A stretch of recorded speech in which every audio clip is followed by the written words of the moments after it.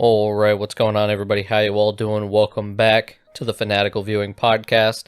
It's only been about a week since I uploaded the last one, but I did record the last one a little bit early, so it feels like it's been forever since I recorded one of these, and hopefully the audio should be good. To the last podcast, I added a little bit of background music, just since it's only me talking. I felt like it would help fill up the space a little bit, especially when I take, some pauses or something to, take a drink or collect my thoughts or whatever. But what are we talking about today? I kind of forget I think it's the Jesus Rolls and Popeye are the two movies that I want to talk about. And this podcast probably isn't going to be very long, mainly because I have no idea. I don't really have too many thoughts on these movies. Both of these movies really weirded me out. And I'll kind of, we'll get into that. We're going to talk about the Jesus Rolls first. This movie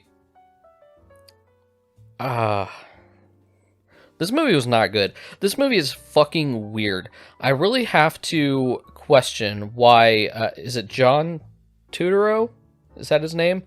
I can't remember his first name, but, in fact, I'm going to look that up real quick. John Turturro, I guess is how I will pronounce his name.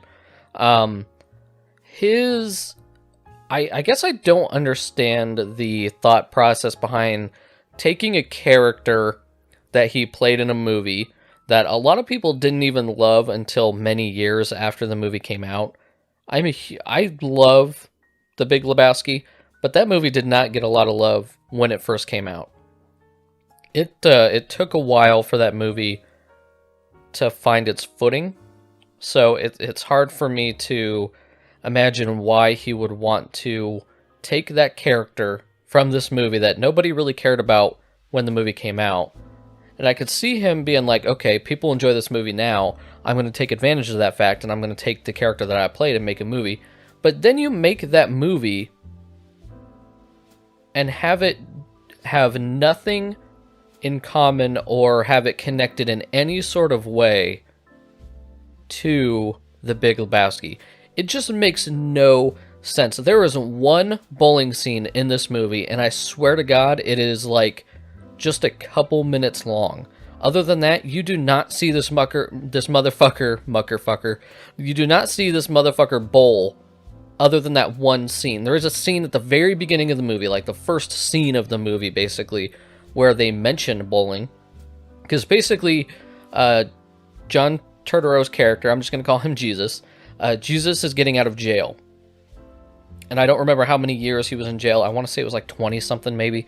But he's getting out of jail, and there's a scene at the beginning of the movie where he's getting out early for good behavior or something like that. And the warden thanks him for the work that he put into I think the prison's bowling team or whatever. That's the only other time that I think bowling is really mentioned. I think there's a real quick nod to bowling when they meet when Jesus and what's the other guy, Petey, which is Bobby Cannavale. I've seen him in some other movies, but I haven't really seen him in a lot of stuff recently. But where Jesus and Petey go to see Jesus's mom, and she mentions something like he's a good bowler or something like that, kind of just a one-off line that doesn't make any sense. But he gets out of jail, Petey's there to meet him, and then they go and steal this orange, I think it's orange, orange sports car, muscle car, sorry. And they take it for a ride, and then that's when they go see his mom, and she's banging some dude. And then at this point, I'm like, what is I don't understand what is going on here. I don't know what I don't know what this character wants to do after getting out of prison. And he just seems to want to go on this crime spree, but it's not a real crime spree. It's not like he's gonna go out and rob banks or anything like that. He's just fucking doing random shit, he steals a car, then they, you know, there's like some other, there's like, they do something stupid and then trouble kind of follows them. It's not like they're going on a real crime spree or anything, as I got the hiccups. But, so I don't understand, like, and I don't really remember any particular, it's been a little bit since I've seen The Big Lebowski, but, like, I don't remember anything really pointing towards the fact that Jesus had a real, like, criminal history in The Big Lebowski. I don't remember anything kind of hinting that he had, like, a seedy past or anything like that. So I don't know why this movie is going that direction, unless just him being imprisoned has kind of, like, changed his life, or he just doesn't know how to live his life now, since he's spent so much of it, or a large, you know, portion of it in prison.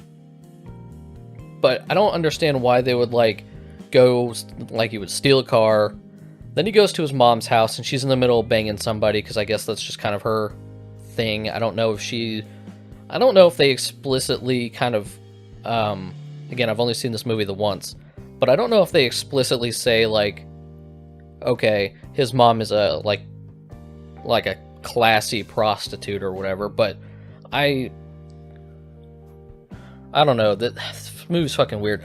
And then I believe they go to return the car, and then fucking John Hamm shows up. Why he's in this movie, I don't know. He has, like, much better things to do. But he does play, just a pretty weird, funny character that you only see at the beginning of the movie, really, anyway. He plays, like, this really weird, just kind of, douchebag hairdresser. He thinks, you know, the world of himself, basically. And then he pulls out a gun and freaking shoots Petey, like, in the ass or something like that. Or I think it's in the scrotum or whatever. And then they take Petey. Oh, this is where they also meet Mary. They meet Mary, who's like this French, basically a French slut, I guess. And it's weird. Then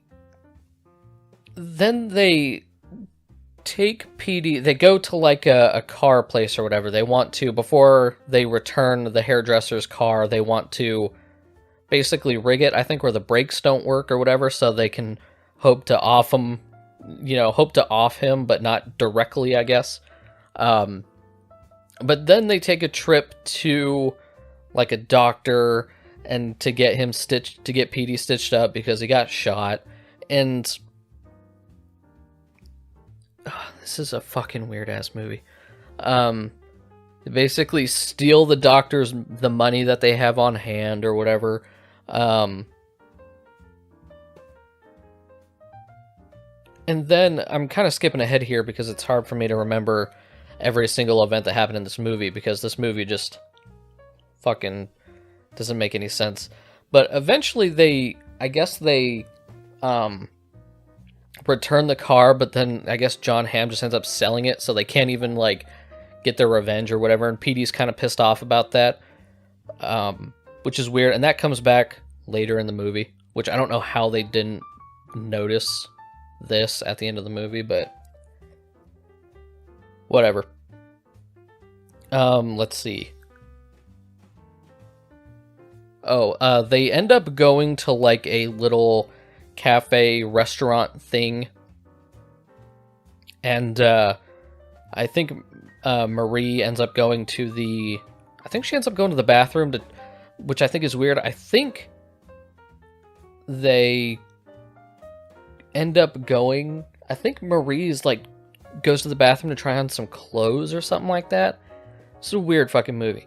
And then Petey and Jesus, they see two cops, so they basically ditch Mary and like steal two bicycles, and then they're like chased by farmers or whatever while they're on the bicycles, because they go down some like dirt roads or whatever. And I think they end up stealing like one of the cars from one of these farmers or whatever.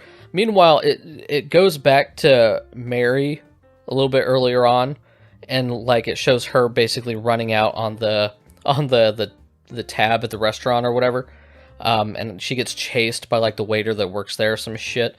Like, again, like, all these events are random. And then after Petey and Jesus steal the bikes, they eventually, like, I think they eventually, like, take a train.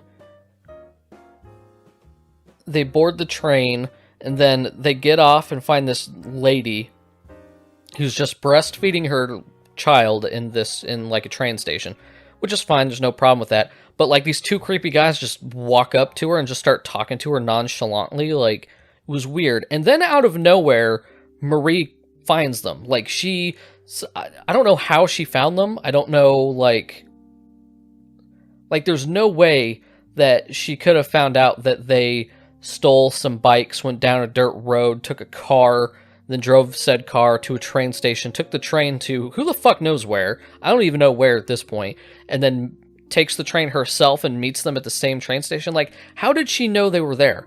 Makes no fucking sense. She should have no idea where these dudes were after they ditched her at the freaking restaurant. Like, just the weirdest shit happens in this movie. She confronts them about, them leaving her at the restaurant. Then they board another train, and they go to, like, what almost looks like a beach house sort of area where people...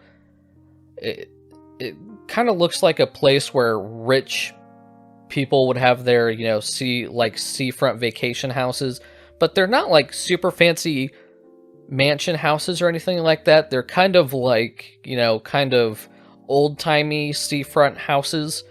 Really nice houses, I think. I think they look pretty nice. I'd like to own one, but, it seems like only rich white people would own these and visit them during the summer to go to the seafront or whatever. But they break into this house and basically decide they're going to stay there for a little bit. And then now I'm trying to think. So they steal in there, and then freaking Jesus and Petey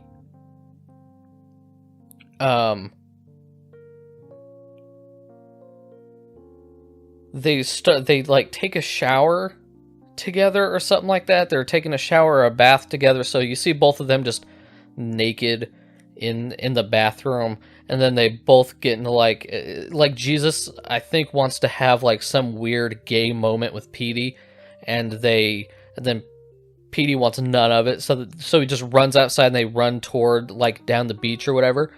So you see a naked Jesus and Petey just running to the beach or whatever, because Petey wants nothing to do with this weird gay moment that Jesus wants to have or something like that. Again, I don't know why this needed to happen. At this point, Petey's still hurting from the, I guess from the stitches in his scrotum or whatever. But, then they talk with, Mary, who is it Mary or Marie? I don't know. They talk with Mary, and at this point, she basically explains that this is, she found out that John Hamm's character sold the car, so now Petey starts getting, like, pretty irritated that he can't get revenge on this guy for shooting him in the dick, basically. And then it's weird. They go to a scene where, because I believe Petey is concerned about his ability to get an erection, and basically then they just start banging Mary, like both of them, Jesus and Petey. They both start banging Mary, but Mary, doesn't get off or whatever. She doesn't come.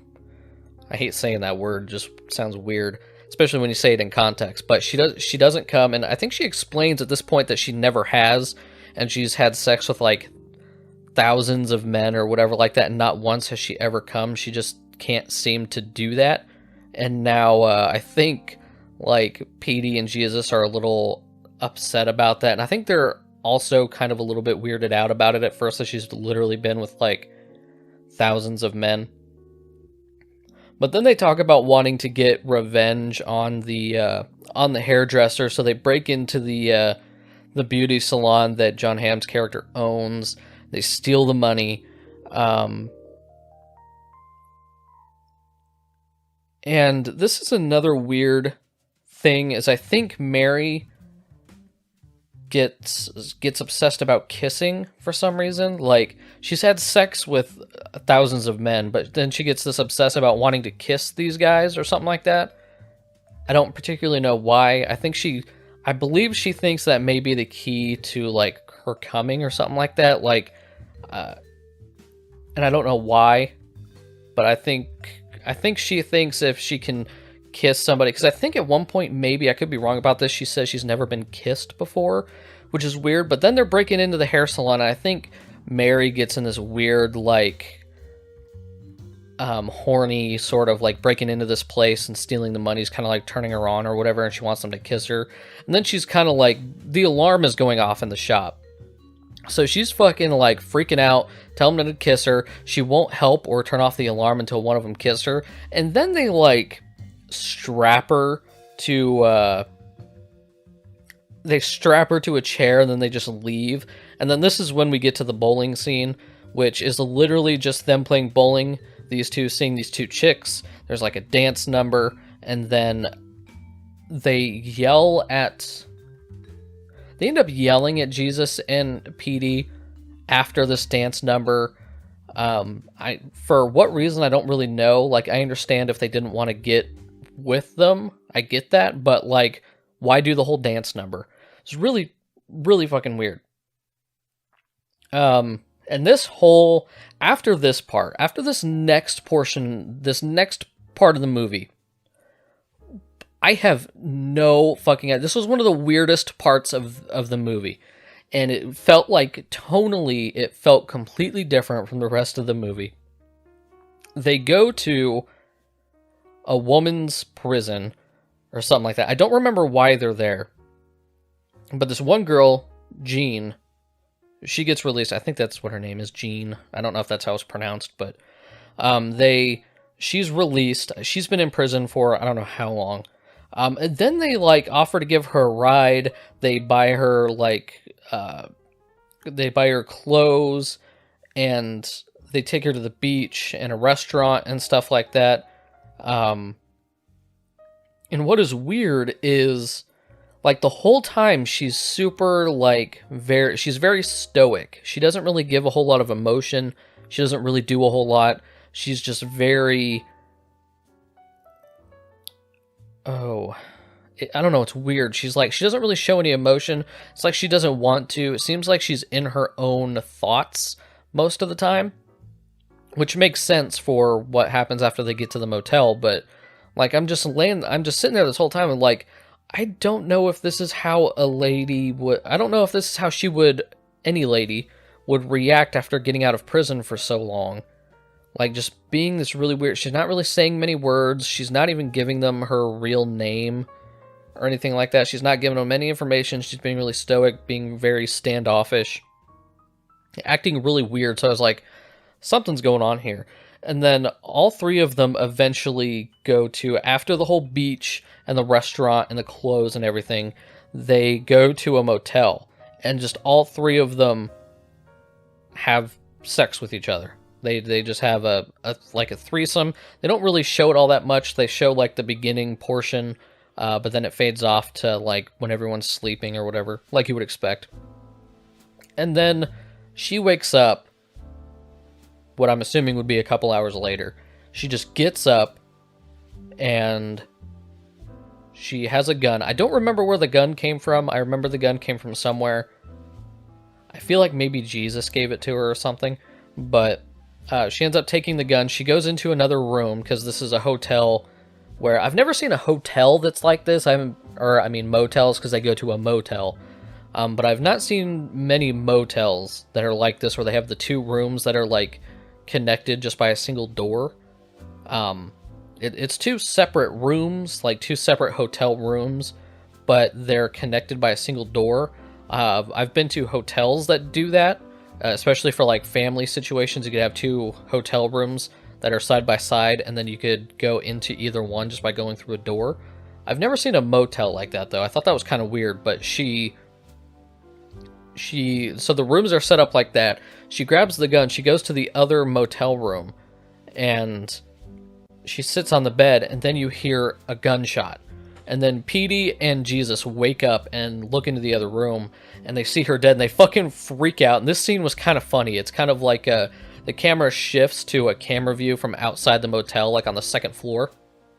And then you see, like some seconds later, you just see Jesus and Petey run out, and you see them running, trying to get to the car. And that scene was just kind of funny, the way they react.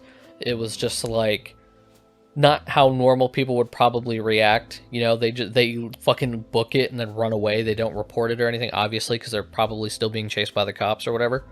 But it was super, like, that scene was just kind of funny. But I was like, as soon as she woke up in the bed, I was like, oh, I know what she's going to do. And it kind of hints at later that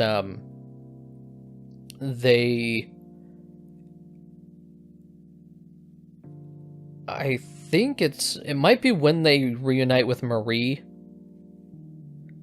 And I can't remember. Oh, right, because Marie, after breaking into the salon and the two of them stealing money and she's tied in there, she's just back at her apartment for whatever reason. Like, she's not in jail, she's not in holding or whatever. And granted, I don't know how much time has passed since then. I think it's only been about a day. But she freaking goes to she's just in her apartment, and then Petey and Jesus go to her apartment, presumably knowing that she, like, seemingly the way it's set up, they know she's there. I don't know why they would know that, but whatever. They left her in the salon. You think maybe, well, maybe she's in jail, maybe something, who the fuck knows. But they go back to her apartment. They don't really talk about it all that much. You could tell they're both, like, super fucking sad about it, and it's kind of like this weird... It is kind of like a sad scene, and I do kind of like this scene in the movie. It's not too bad. It kind of does make you feel the emotional weight of it a little bit, and then you see them laying in a bed with Mary, and she's kind of consoling them and making them feel better. And then I think at one point, there was Jesus says something along the lines of she just couldn't take it on the outside. So kind of that, I don't want to say it's a cliche, because it's probably a true thing, but, that quote-unquote cliche that,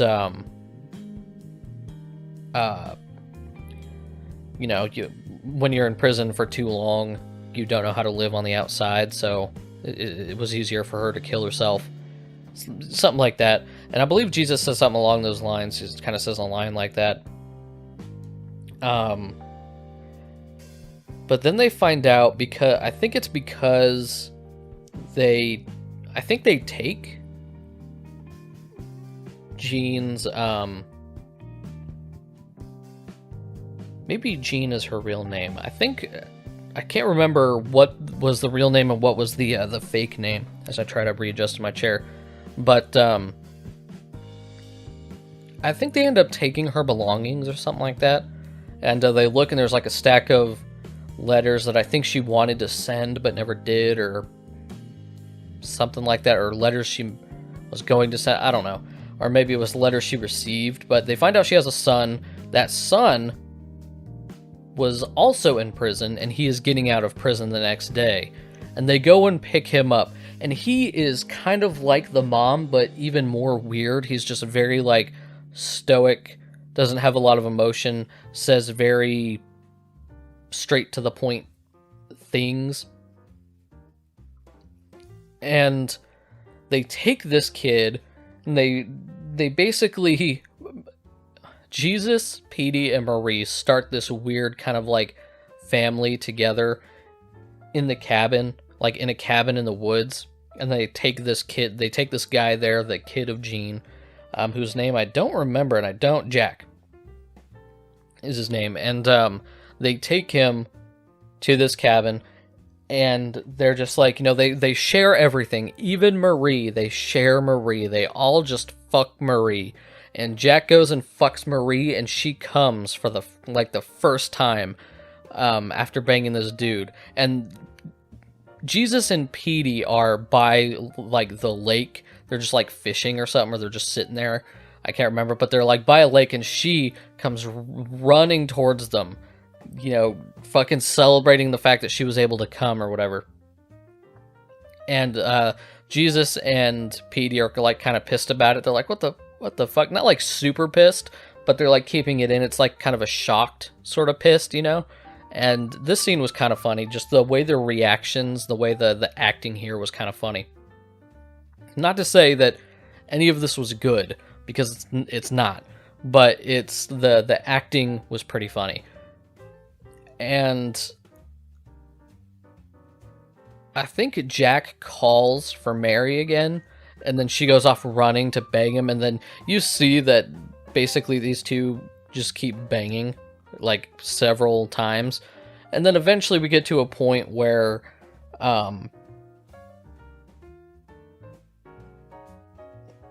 what was it? There's a dinner scene, and they're basically saying, okay, they're starting to run out of the money that they had, and they need to get money, and Jack knows a guy that they're going to rob to get money, and they say this guy has a lot of money. And I think you meet this guy in the scene, the guy that they're going to rob. I think you meet this guy, he's like a prison guard or something or other, that you see when Jack is released from prison and Petey and Jesus go pick him up. I think you meet him for like a split second there. And I think he says something along the lines to Jack, like, if you ever need help, you know where to find me, or something like that. So they go to this dude's, like, home address, and then, to, like, rob him. And at this point, Petey and Jesus don't know who this guy is. Jack just says that he has money or whatever. Which is obviously bullshit. He's a prison guard, and you could see that when they get to the house that this guy lives in, like, he doesn't really have any money. It's not like it's a shitty, worn down house or anything like that, but it's your very typical, like, run-of-the-mill house. Like, you can tell he doesn't really have any money. Especially not as much as they would need to get by. But, so they get up to this house, and they have the gun, and Jack just shoots this guy. But it happens off camera, and then you see Petey and Jesus run. They just run away. They go to I believe they go to the car where Mary's at. I think she stayed in the car. I can't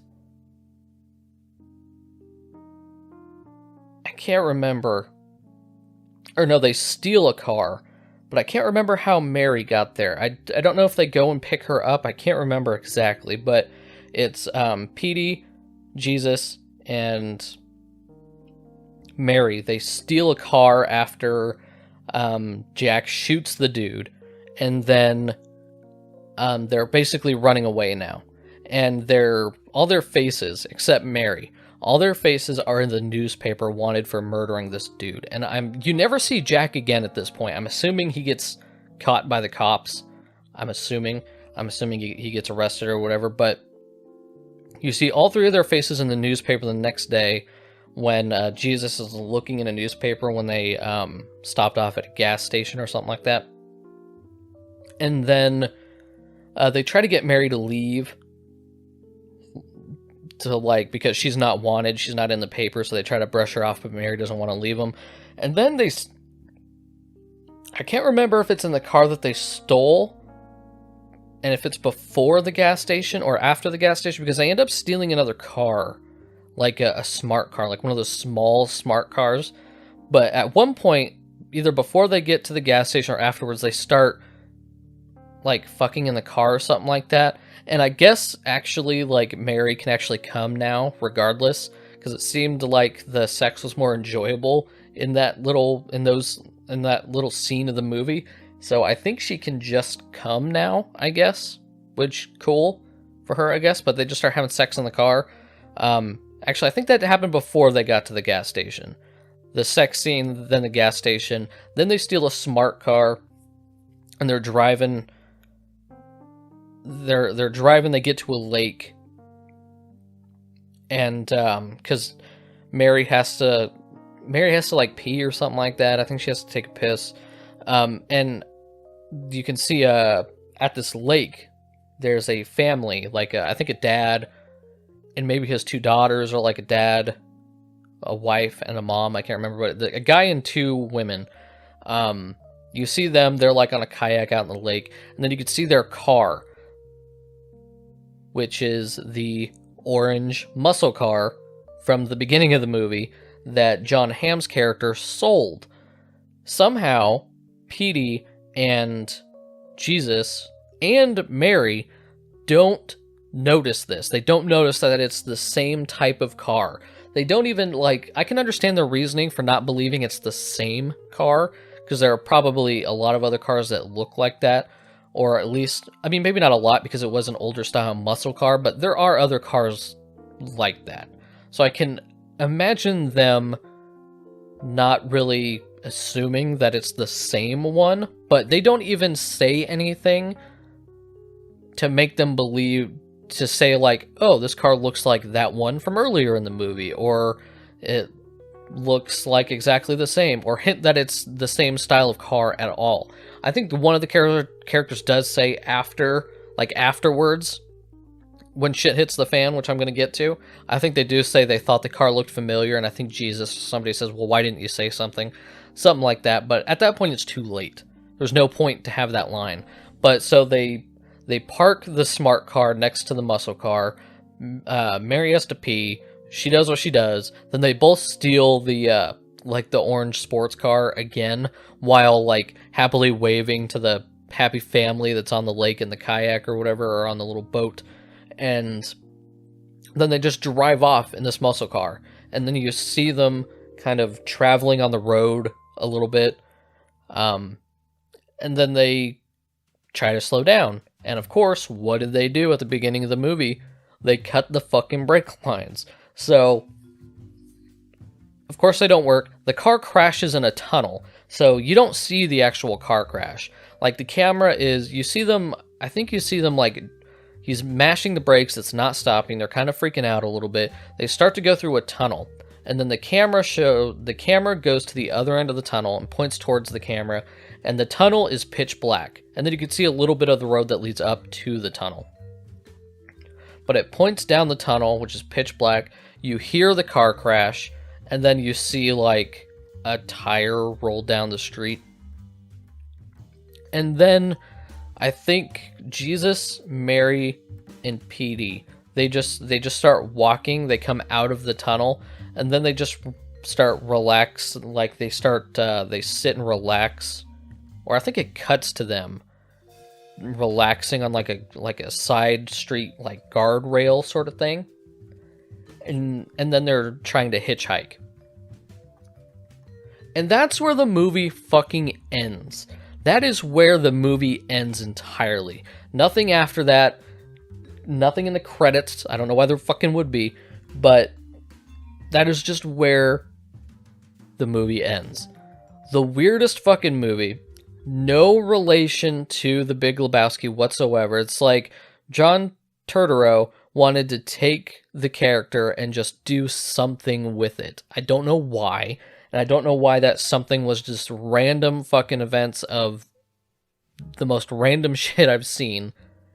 This movie was not good. And the way this movie was filmed, the way it was edited, it felt very indie. It felt like something you would see on YouTube. It didn't feel like a professional movie. It didn't feel like a professional product.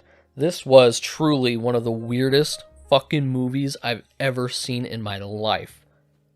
I need to get a drink real quick. My excitement is making my throat like dry and achy.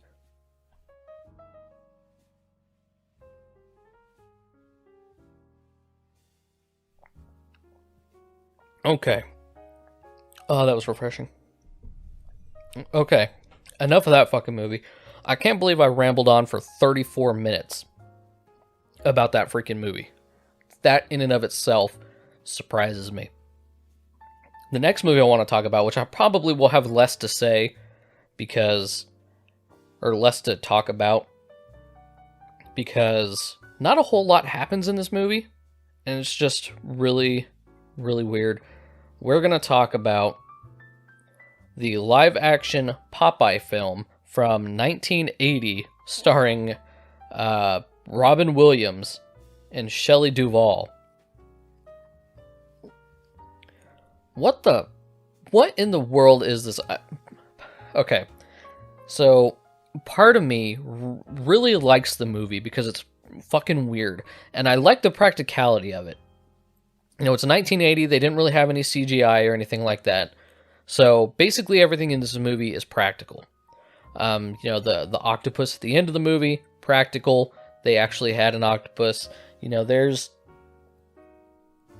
a lot of really cool things about the movie, how it looks, the sea shanty sort of town that they live in, which I don't even remember the name of. What is the name of the town? Let's see, town of Sweet Haven is what it's called. This is a weird fucking movie. So basically you see Robin Williams in this like crappy little boat paddling to Sweet Haven after like a storm or whatever, and he's paddling across the ocean to get to this town, and it's like a shitty looking town. And I've seen some Popeye, not a whole lot, admittedly. Popeye was never one of my more favorite characters, but I did watch some of it growing up, and I don't remember Popeye taking place in this shitty, like, town. Everything I remember from Popeye was, like, wooden buildings and stuff, sure, but it was like a nice, but was like a nice town. I don't know, maybe I have my memories mixed up, so I'm not gonna commit that to here, but like I swear to God I remember Popeye being much different than this movie, and this movie has overall like pretty good ratings online, so I'm probably just mistaken on a lot of this stuff, but basically for whatever reason I don't know why everyone is pretty standoffish to Popeye in this movie. Like nobody wants to, except the Oils, the family. You know, Olive Oil and her family at their boarding house. Everyone else basically doesn't want to talk to Popeye or give him the light of day. It's really weird. And then Popeye in this movie, like Robin Williams is just going throughout this movie. A good impression, I think. I think he did a good job with the role. But like he's going through this whole movie like speaking like under his breath, you know. He's not really like fully trying to talk. He's just kind of, he's talking, but it's under his breath, like a weird way to deliver your lines, you know. Usually it's like having a normal conversation, like you talk, I talk, you talk, I talk, that sort of thing. But it's like Popeye is just like trying to talk to people, but it's under his breath. And a lot of the things that he does, he's like providing commentary for. Like, he kind of talks under his breath like he's going to do something, do this and that or whatever. And it's just like he's not talking to anybody. He's talking to himself, but it's kind of under his own breath. It's weird. This movie makes no sense to me. The way they do the audio, the way they do the dialogue, for like Popeye especially, and the Popeye has like a few kind of sort of musical moments or whatever. And it's the weirdest singing too, because the singing is also in that under his breath sort of like, he's trying to do a musical, but he doesn't really want to, so he's kind of just speaking into the microphone just a little, you know, a little quiet like this. He doesn't want to get the attention.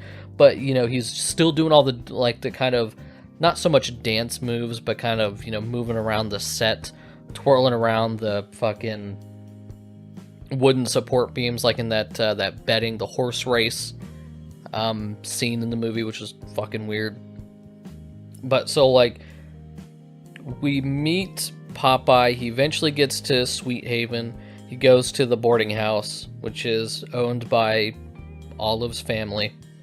And then you find out she's engaged to Bluto, which, for the most part, I think the casting in this movie was pretty good. Like, I think Robin Williams is a good Popeye. Bluto, I think they got the best guy that they probably could for the time, because, you know, it had to be all practical. They kind of had to find a guy that already kind of had the body type. So I think they probably got the best guy they could for the time. But So then that's when Bluto is first mentioned, and basically says that he works for the Commodore, who you never really see till the end of the movie, till you find out who the Commodore really is. So up until the end of the movie, I thought the Commodore may have been like fake, because nobody's seen the Commodore. He never comes out, he never does anything. So I thought maybe the Commodore was fake and Bluto was just running a scam on the entire fucking town. But at the same time, it's like, I don't know. I don't see Bluto being that smart to pull that off. But then Olive is to have like this like engagement party, but while everyone's partying downstairs, she's working on sneaking out of the house. And then once she's out of the house, she bumps into Popeye, and then they both just kind of start, talking, the walk around while he's carrying her bags or something like that, and she's trying to decide if she's gonna go back or not. And then just they come into possession of a baby. Like, they just one lady switches their bags, and the bag they switch it with has a baby in it. So now Olive and Popeye are talking about how they're parents now, but Popeye is the mother and fucking Olive is the father. Like, because Popeye is constantly referring to himself as the mother of the child, and then at one point he does say, I guess, if the kid, which I think they call it Sweet Pea, I think is what they call the child or whatever. At one point he says if he's going to be the mother to Sweet Pea, Sweet Pea deserves to have a father, and presumably it is hinting that would be Olive, which is fucking weird. This movie is, again, this is like a movie where it's like they took the Popeye stuff and then they just made a movie. It's like they wrote a story and then just put a whole bunch of Popeye stuff around it. Very, very fucking weird. Let's see. What happens after that? While Olive is out, like, in the town with Popeye after she snuck out of the house, Bluto is at the engagement party. He does eventually show up, and there is this weird, like, musical number again. Like, all the weird musical stuff in this movie is just fucking weird. Like, the audio, the mix, the way the songs are done, it's very weird. It just doesn't seem like it fits right at all, but maybe a lot of the musicals from, this time period, the late 70s, early 80s, are like this. I don't know. I don't watch a whole lot of musicals, but... So he is there, and then Bluto starts, like, breaking shit. He gets mad. He's calling for Olive. He eventually makes his way outside, I believe, and then just beats the fuck out of Popeye. And then it just moves on. I believe that at that point, they make their, like, it just basically goes to the next day. Like, nothing really comes of anything after Popeye gets his ass kicked. Although I do believe Bluto says that, like, the Oils family is going to be, like, heavily taxed and stuff like that. So they're getting, like, all their shit taken or whatever, and then the tax man goes to their house. They start taking all their shit, starts taxing them for random fucking things and stuff like that. But then, like, Popeye goes to help them by, like, participating in a boxing match, which is another weird, like, portion of the movie. It's like there's this big ship that has this, like, a big statue. Not really a statue, it's probably like a paper mache fucking thing of a boxer. But then they have a boxing match, and the Oils, like, Olive's brother, I think, goes to participate in it, but he gets his ass kicked. And then Popeye jumps in to fight the guy, and it's like the weirdest fight scene. It's like nothing really happens in it. Like, Popeye throws a few punches, he's kind of dancing in the ring, doing this weird sort of, foot play sort of fucking thing. But then he ends up winning. And I believe... But it's weird, like, Popeye doesn't really want to fight back because he doesn't want to beat... Because the guy that is fighting, the boxer, his mom is there. And he doesn't want to beat... I think he doesn't want to beat the boxer in front of his mom, but eventually, like, Popeye is, like, jumping around and shit, and moves out of the way, or, like, you know, dodges a punch, and I think the boxer, like, punches his mom or something like that. But either way, like, Popeye gets in the boxing match, he wins, and then we get to the point where they find out that Sweet Pea can predict the future by whistling, and that's when the fucking, what's his name? The, is it Wimpy? The guy that always wants fucking hamburgers and shit, takes the baby and takes it to a horse race thing, and the horse race thing is just the, it's not even real race, like a real race. It's like a carnival game where you see the I don't know, the little statues of guys on horses move down the line or whatever. It's kind of that style of horse race. It's just a way for these people to gamble. And basically he uses the baby to figure out what the winnings are going to be, and then Popeye and Olive go to this place to get the baby back, but then Olive kind of falls into the grip of gambling and wants to take the baby and, you know, win a bunch of money. But Popeye doesn't like it. Let's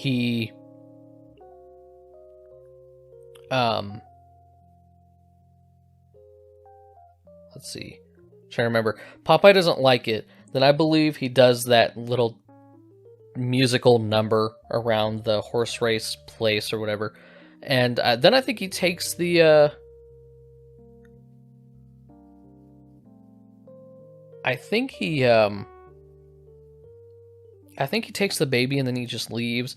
And then I don't exactly remember what happens after that. I remember, like, Popeye being, or maybe it's on his way out of there.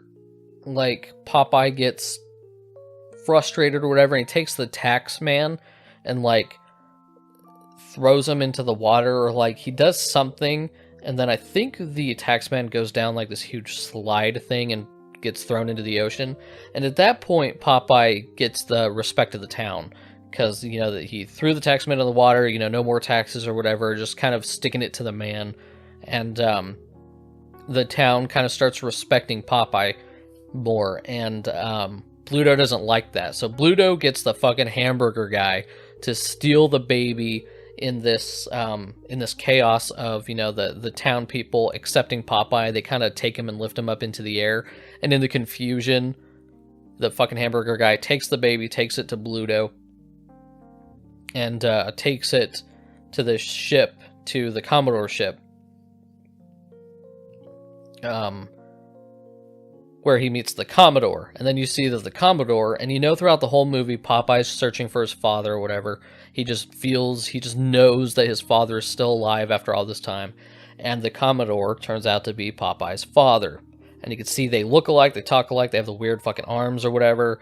And then this is where the spinach stuff finally comes into play in the movie. This is like the last act of the movie.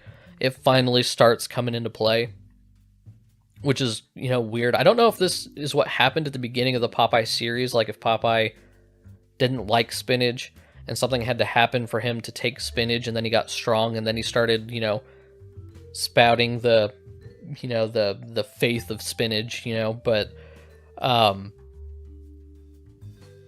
basically the Commodore doesn't want to help or something like that, and he's trying to take care of the baby, but I think Bluto ends up taking the baby, and he ties up the Commodore in the ship. And that's where they meet, and that's where he meets Popeye for the first time. He's tied up. And then yada, yada, yada. Not a whole lot happens at this point. They basically just start chasing Bluto.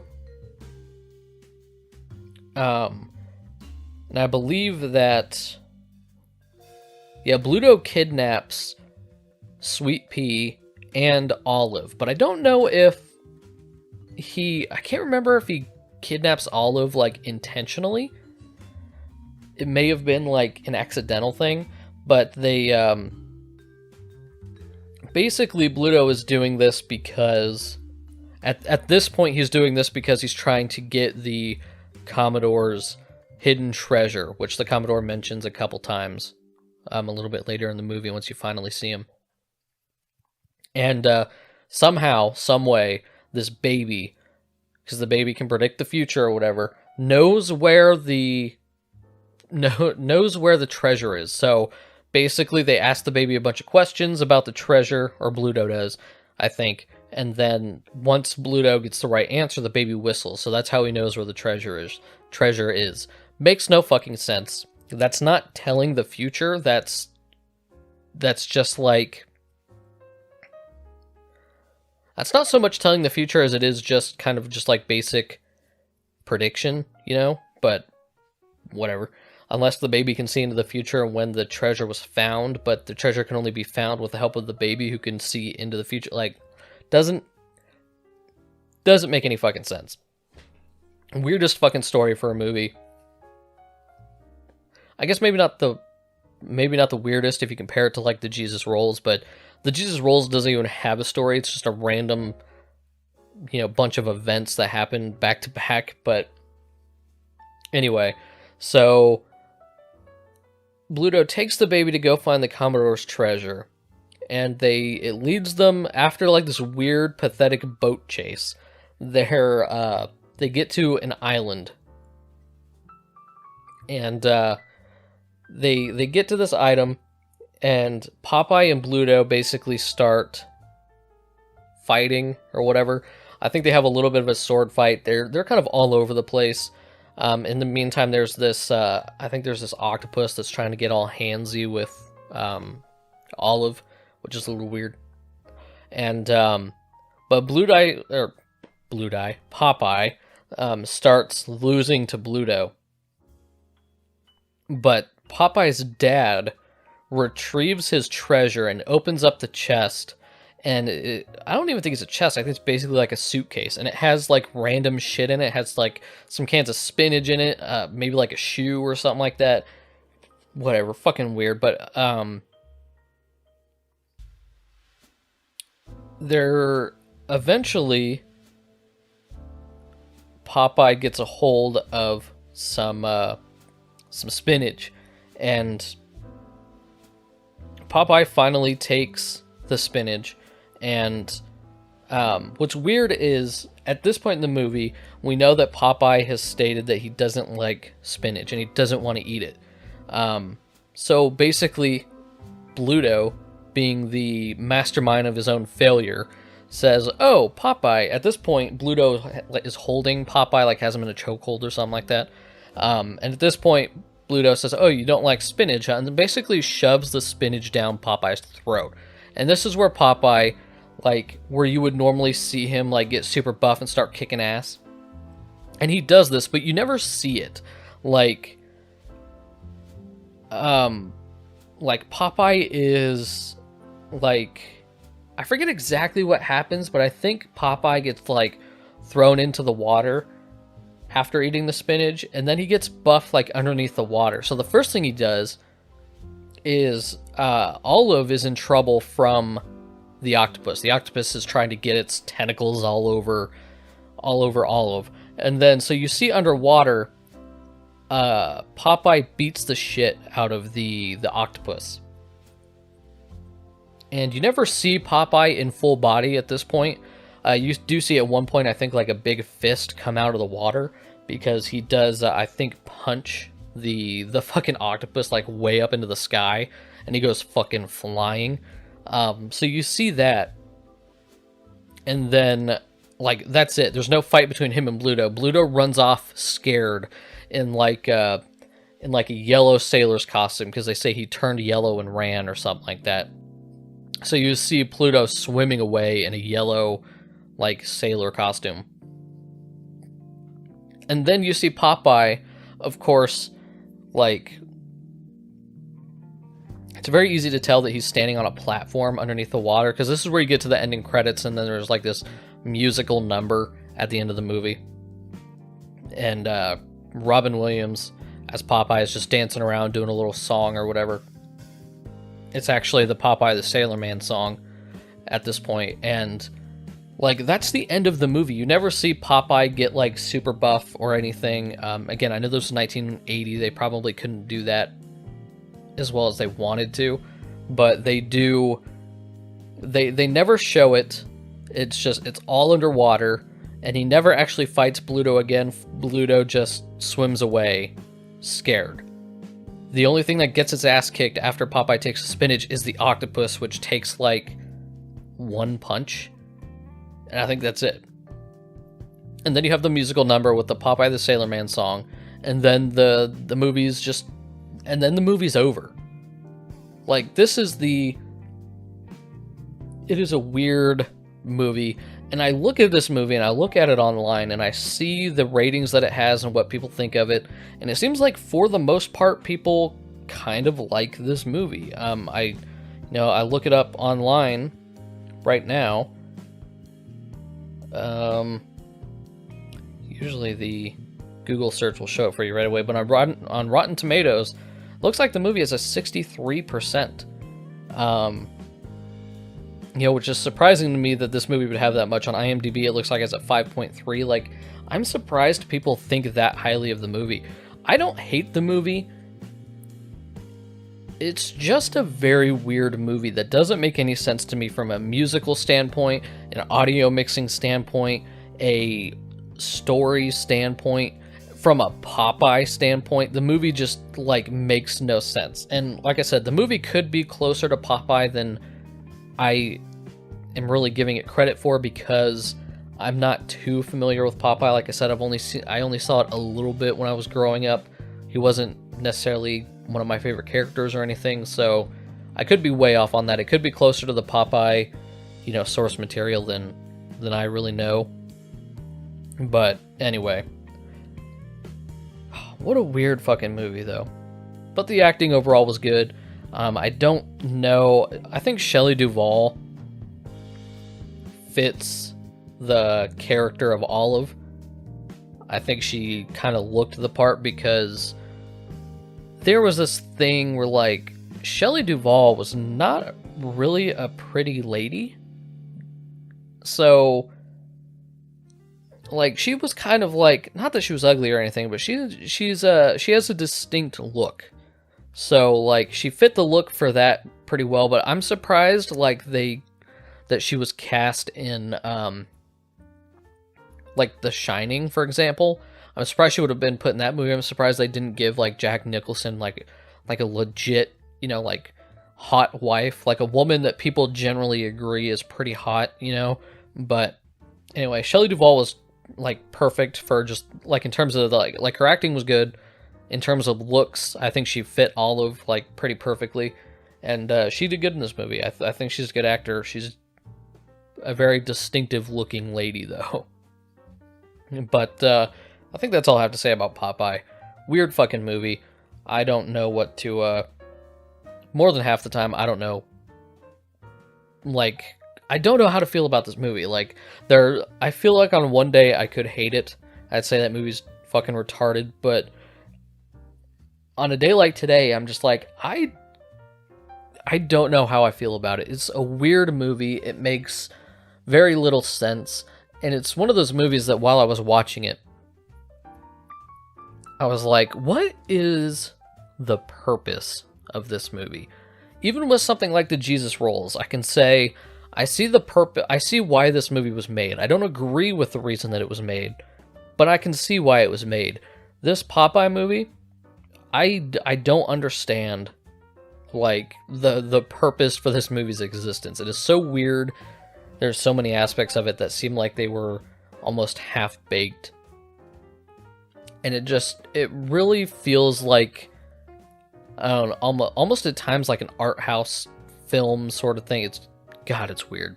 But anyway, that's my final thoughts on fucking Popeye. I don't know how to feel about this movie. I would recommend you watch it just to maybe gather your own thoughts on it. And if you have seen it, please explain to me, like, what I'm missing, because I'm super fucking confused. And then, please, no one ever watch the Jesus Rolls. It is not a movie that needs to be watched. And of course, I'm a physical media supporter, so you know me, I have a physical copy of that movie in my collection, and even that feels wrong, but please don't watch that movie. But that is where I'm going to go ahead and end this episode of the podcast. And thank you all so much for tuning in. I hope you all enjoyed. If you have seen either of the movies that I talked about in this podcast, let me know what you thought of them. You can hit me up on YouTube or whatever. Like I said, I have this podcast posted on YouTube and all your podcast listening platforms. So if you want to get in touch with me or tell me what you thought about these movies, head on over to the YouTube channel. You can leave a comment on the podcast video form. But thank you all so much for watching, like you're watching a video right now. Thank you all so much for tuning in, and I'll see you guys next time.